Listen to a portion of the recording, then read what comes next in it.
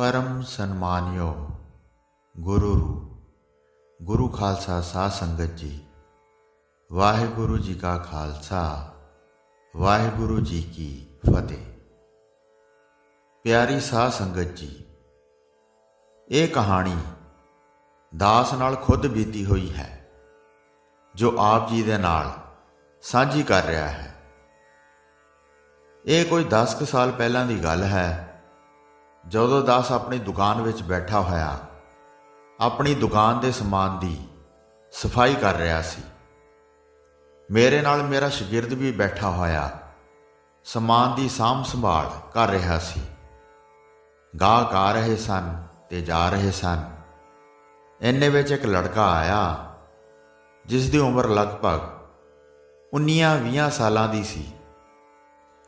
उसने साडी दुकान विचों कुछ समान पसंद किया, फिर रेट पुछया ते कुछ समा साडी दुकान विच खलो के चीज़ां पसंद करता रहा। मेरा शगिरद उसनूं कुछ आइटमां दिखा के पसंद करवा रहा सी ते मैं अपने काम विच मगन सी। इसलिए मेरा ध्यान उस गाहक वाल घट ही सी। उस गाहक ने जो कि हले नौजवान सी, कुछ समय बाद 2-3 आइटमां पसंद कीतियां ते पैसे पुछे। पैसे पुछण तो बाद उसने उन्हां 2-3 आइटमां दा मुल तारिया ते दुकान तो बाहर जाण लगा। इन्ने नूं मेरे शगिरद नूं कुछ शक जिहा होया, क्योंकि जिस प्रकार वह अपने पेंट ते कमीज दीआं जेबां नूं हथ ला ला के देख रहा सी, उस तो मेरे शगिरद नूं इंज लग्या कि इसने कोई होर चीज़ भी अपनियां जेबां विच पाई हुई है अते वह कुछ घबराया होया भी सी। दरअसल मेरे शगिरद ने उसनों पहला ही ओले होके देख लिया सी कि उसने साडी दुकान तो 2-3 चीज़ां चुक के अपनी पेंट की जेब विच पा लईआं सन। इसलिए मेरे शगिरद का विश्वास पक्का हो गया कि इसने जरूर साडी दुकान तो होर भी कोई चीज़ अपनी पेंट की जेब विच पाई है। सो ज्यों ही वह साडी दुकान तो बाहर निकलण लग्या तां मेरे शगिरद ने दुकान के गेट अगे आके उसका रस्ता रोक लिया अते उसनूं अपनी जेबां की तलाशी देण नूं कहा। पहलां तां वह गाहक मन्निया नहीं, पर जदों असीं ज़्यादा जोर पाया तां मेरे शगिरद ने उसदियां जेबां फरोलीआं। जद जेबां फरोलीआं तां उन्हां विचों 5-6 आइटमां होर निकलियां, ਜਿਹੜੀਆਂ ਸਾਡੀ दुकान विचों ही उसने गायब करके अपनियां जेबां विच पा लईआं सन।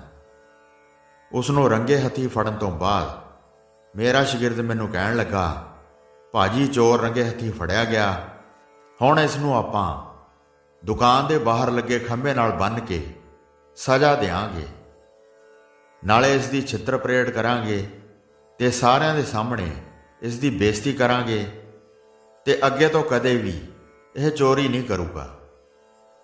कथा ते साखियां तां साडी दुकान ते चलदियां रहिंदियां सन। उन्हां तो मैं यही सिੱਖਿਆ सी कि जे असीं किसे नूं बदलना चाहुंदे हां तां किसे नूं जबरदस्ती या कुट मार के असीं उस नूं नहीं बदल सकदे। सो किसे तरीके नाल उसदे मन नूं बदलना जरूरी है। इसलिए मैनूं अपने शगिरद दा आइडिया पसंद नहीं आया ते मैं अपने शगिरद नूं कहा कि आपां इस नूं कुछ नहीं कहना। मेरी गल सुन के मेरा शगिरद कहंदा, भाजी मैं इन्नी मेहनत नाल इस नूं फड़िया है, हुण आपां एवें ही थोड़ी इस नूं जाण देंगे।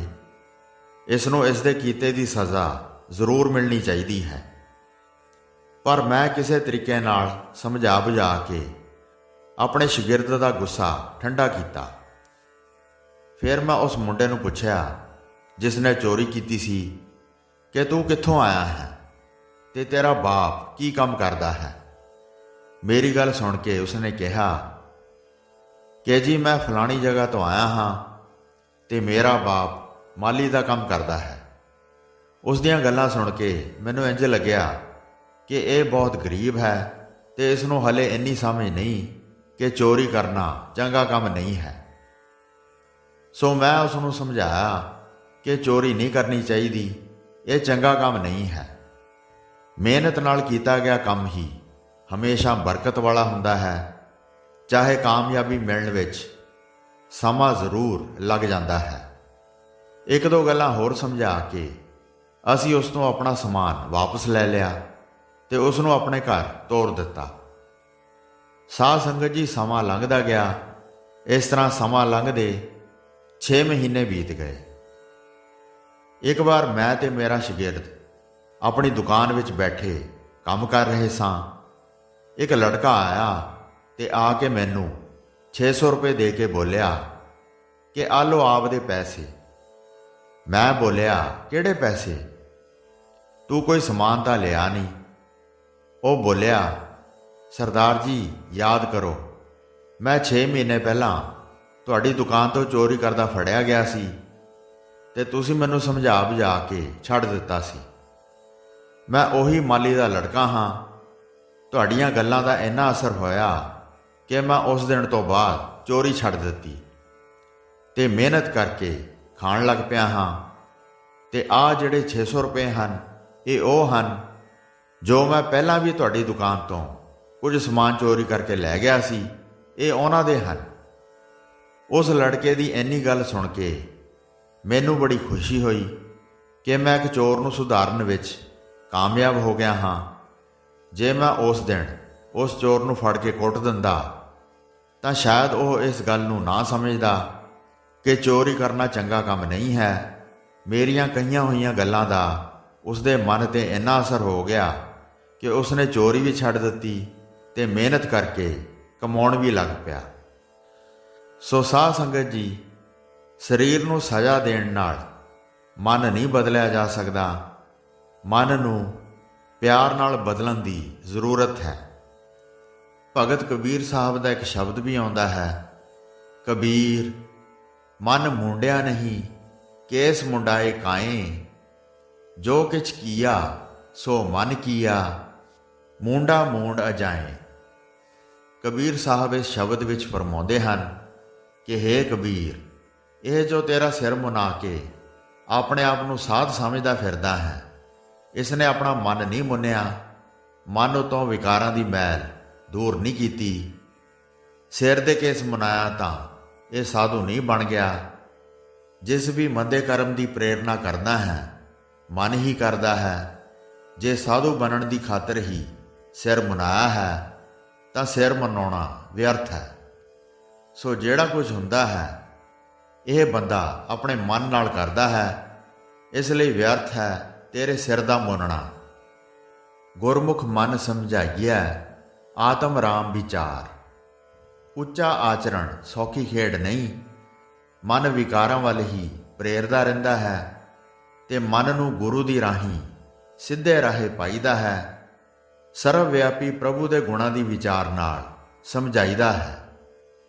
ਕਰ ਚੋਰੀ ਮੈਂ ਜਾ ਕਿਛ ਲੀਆ, ਤਾਂ ਮਨ ਭਲਾ ਪਾਇਆ, ਹਾਲਤ ਨਾ ਸੋਭਾ ਪਲਤ ਨਾ ਢੋਈ, ਅਹਿਲਾ ਜਨਮ ਗਵਾਇਆ। ਚੋਰੀ ਆਦਿਕ ਕਰਕੇ ਜੋ ਮਾਲ ਧਨ ਮੈਂ ਲਿਆਉਂਦਾ ਰਿਹਾ, ਤੈਨੂੰ ਉਹ ਮਨ ਵਿੱਚ ਪਸੰਦ ਆਉਂਦਾ ਰਿਹਾ। ਇਸ ਤਰ੍ਹਾਂ ਨਾ ਇਸ ਲੋਕ ਵਿੱਚ ਸੋਭਾ ਖੱਟੀ, ਨਾ ਪਰਲੋਕ ਵਿੱਚ ਆਸਰਾ ਮਿਲਣ ਦਾ ਪ੍ਰਬੰਧ ਹੋਇਆ। ਮੈਂ ਆਪਣਾ ਕੀਮਤੀ ਮਨੁੱਖਾ ਜਨਮ ਜ਼ਾਇਆ ਕਰ ਲਿਆ। ਘਰ ਦਰ ਛੋਡੇ ਆਪਣਾ, ਪਰ ਘਰ ਝੂਠਾ ਜਾਈ, ਚੋਰੈ ਵਾਂਗੂ ਪਕੜੀਐ ਬਿਨ ਨਾਵੈ ਚੋਟਾਂ ਖਾਈ। ਜਿਵੇਂ ਕੋਈ ਝੂਠਾ ਮਨੁੱਖ ਆਪਣਾ ਘਰ ਘਾਟ ਛੱਡ ਦਿੰਦਾ ਹੈ ਤੇ ਧਨ ਆਦਿਕ ਦੀ ਖਾਤਰ ਪਰਾਏ ਘਰ ਵਿੱਚ ਜਾਂਦਾ ਹੈ, ਉਹ ਚੋਰ ਵਾਂਗ ਫੜਿਆ ਜਾਂਦਾ ਹੈ। ਇਸੇ ਤਰ੍ਹਾਂ ਪ੍ਰਮਾਤਮਾ ਦੇ ਨਾਮ ਤੋਂ ਖੁੰਝ ਕੇ ਮਨੁੱਖ ਲੋਕ ਪਰਲੋਕ ਵਿੱਚ ਸੱਟਾਂ ਖਾਂਦਾ ਹੈ। ਜਿਨੀ ਘਰ ਜਾਤਾ ਆਪਣਾ, ਸੇ ਸੁਖੀਏ ਭਾਈ, ਅੰਤਰ ਬ੍ਰਹਮ ਪਛਾਣਿਆ ਗੁਰ ਕੀ ਵਡਿਆਈ। ਜਿਨ੍ਹਾਂ ਮਨੁੱਖਾਂ ਨੇ ਆਪਣਾ ਹਿਰਦਾ ਘਰ ਚੰਗੀ ਤਰ੍ਹਾਂ ਸਮਝ ਲਿਆ ਹੈ, ਭਾਵ ਜਿਨ੍ਹਾਂ ਨੇ ਇਹ ਪਛਾਣ ਲਿਆ ਹੈ ਕਿ ਪਰਮਾਤਮਾ ਸਾਡੇ ਅੰਦਰ ਹੀ ਵਸਦਾ ਹੈ, ਉਹ ਸੁਖੀ ਜੀਵਨ ਬਿਤਾਉਂਦੇ ਹਨ। ਪਰ ਇਹ ਸਤਿਗੁਰੂ ਦੀ ਹੀ ਮਿਹਰ ਹੈ। ਗੁਰ ਕਿਰਪਾ ਕਰੇ ਤਦੋਂ ਹੀ ਇਹ ਸਮਝ ਪੈਂਦੀ ਹੈ। ਹੋਈਆਂ ਭੁੱਲਾਂ ਚੁੱਕਾਂ ਦੀ ਖਿਮਾ ਬਖਸ਼ਣੀ ਜੀ। ਦਾਸ ਨੂੰ ਆਗਿਆ ਦਿਓ। ਵਾਹਿਗੁਰੂ ਜੀ ਕਾ ਖਾਲਸਾ, ਵਾਹਿਗੁਰੂ ਜੀ ਕੀ ਫਤਿਹ।